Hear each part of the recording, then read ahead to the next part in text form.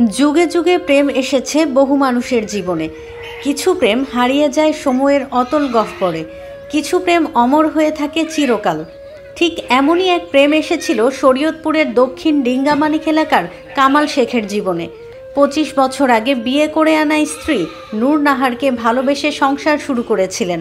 লাইলি মজনু কিংবা শিরি ফরহাদের প্রেম কাহিনীর চেয়ে কম যায় না কামালের ভালোবাসার গল্প।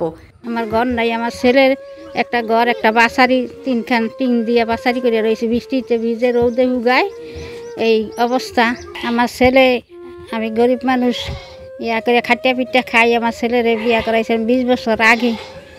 হে শুনক ভালোই আসিল। আমার ছেলে কাম কাজ করে আনছে, বউ খাইছে চলছে। এরপর বউ গেছে গিয়ে, বউর ছেলের মাথার ভিতরে কি হয়েছে কইতারি না। এরপর বউ গেছে গিয়ে মতন আমার ছেলে পাগল হয়ে গেছে। এসে ঘরে তালা দিয়ে থুইছি, 20 বছর হয়েছে। না আমি এসে গরিব মানুষ, খাটিয়া পিঠা খাই। আমার ছেলেরা ব্যক্তই গরিব, কেউ কোনো সাহায্য করতে পারে না। আপনারা যদি সরকারে সাহায্য করেন, আমরা যদি চালান তো আমি চলতে পারি, আর নাইলে আমার চলার মতন কোনো পথ নাই, তৌফিক নাই। পেশায় রিক্সা চালক হলেও ভালোবেসে স্ত্রীর মনোবাসনা পূর্ণ করতেন। ঘুরতে নিয়ে যেতেন বিভিন্ন জায়গায়, কিন্তু হঠাৎ করে স্ত্রী তাকে ফেলে অন্যত্র বিয়ে করে নিলে মানসিক বিপর্যয় নেমে আসে তার জীবনে। এক পর্যায়ে স্ত্রীর শোকে মানসিক ভারসাম্য হারিয়ে ফেলেন কামাল, আর এতে গত 20 বছর ধরে তার ঠাঁই হয়েছে উঠানের এক কোণে শিকলবন্দি জীবনে। ভাই যখন বিয়ে করে আনে, তার স্বামী স্ত্রী ভালোই মিল ছিল, তা বউ চইলা জায়গা, সে রিক্সা চালাইতো ভাই। তারপর দিন দিন পাগল হয়ে যায় বউর চিন্তায়, বউ চইলা গেছে। তো যদি ঢাকা নিয়েছিলাম চিকিৎসার জন্য, ডাক্তার বলছে অনেক টাকার খরচ হবে, সেজন্য আমরা গরিব মানুষ পারিনি চিকিৎসা করতে। সরকারের কাছে আগুল আবেদন যাতে তার একটু সাহায্য সহযোগিতা করে।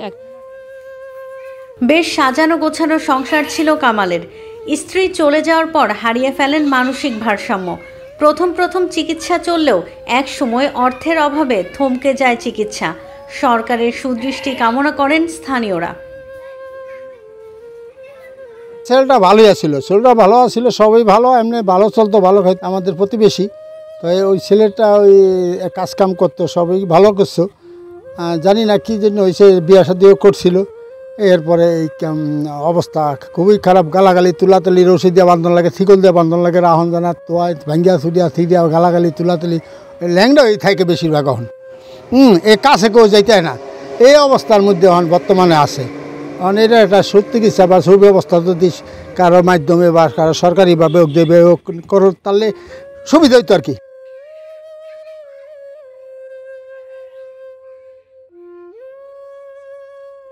বিশেষ বরাদ্দ হইল, তার জন্য একটা নাম আমার থাকে, আমি সবসময় দিয়ে আসছি। তবে এইটা পর্যাপ্ত না, তার জন্য পর্যাপ্ত না। সে অ্যাকচুয়ালি বহুত ভালো মানুষ ছিল, সে একজন রিক্সা চালক ছিল, রিক্সা চালাইছে।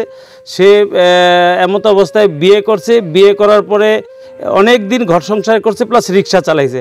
এমত অবস্থায় কি হয়েছে জানি না, বউটা তার কাছ থেকে চলে যায়। চলে যাওয়ার পর থেকে সে একটু কেমন জানি পাগলের মতো অ্যাবনর্মাল হয়ে গেছে। তো তখন সে এদিক সেদিক চলে যায়, তার মাথাটাই খারাপ হয়ে যায়। এই জন্য সে যা ইচ্ছা তাই করতে চায়। এই জন্য তাদের গার্জিয়ান এই তালাবদ্ধ তাকে রাখে, যে সে যেন কোথাও না যায়। যতটুকু প্রয়োজন ততটুকু তো আমরা ইউনিয়ন পরিষদ থেকে দিতে পারি না, যতটুকু সম্ভব আমরা দিই। তবে পর্যাপ্ত যদি চিকিৎসা বাবদ প্লাস সরকারিভাবে যদি কোনো রকম একটা উদ্যোগ নেওয়া হয়, তাহলে তার জন্য একটু ভালো হয়। কামালের বিষয়ে খোঁজ খবর নিয়ে সরকারিভাবে সহযোগিতার কথা জানিয়েছেন সমাজসেবা অধিদপ্তরের কর্মকর্তা। কামাল শেখের বিষয়টি আমরা শুনেছি, শোনার সঙ্গে সঙ্গে আমরা ইতিমধ্যেই আপনার কাছে জানাচ্ছি যে আমরা একজন মানসিক প্রতিবন্ধীর জন্য তাকে প্রথমেই আমরা আমাদের জরিপের আওতাভুক্ত এনে তাকে একটি সুবর্ণ যে কার্ডটি আছে, প্রতিবন্ধী পরিচয়পত্র, সেটি আমরা চিরিয়ে দেওয়ার ব্যবস্থা করব, এবং প্রতিবন্ধী ভাতা যেটি মাসিক ভিত্তিতে পাবে সেটিও আমরা তার জন্য ব্যবস্থা করব। এবং জাতীয় সমাজকল্যাণ পরিষদ থেকে আমাদের বরাদ্দ ইতিমধ্যে যা আছে সেখানে সম্ভব হলে একটি ঘর নির্মাণ করে দেওয়ার জন্য আমরা উদ্যোগ গ্রহণ করব। সেটি আমরা অচিরেই ভিজিট করে ব্যবস্থা নেব, এবং তাকে চিকিৎসার জন্য আমরা আমাদের সমাজকল্যাণ পরিষদ থেকে যতটুকু পারি আর্থিক সহায়তারও ব্যবস্থা করা হবে। শরীয়তপুর থেকে সাইফুল ইসলাম আকাশের তথ্য ও ভিডিও নিয়ে রিপোর্ট risingBD.com।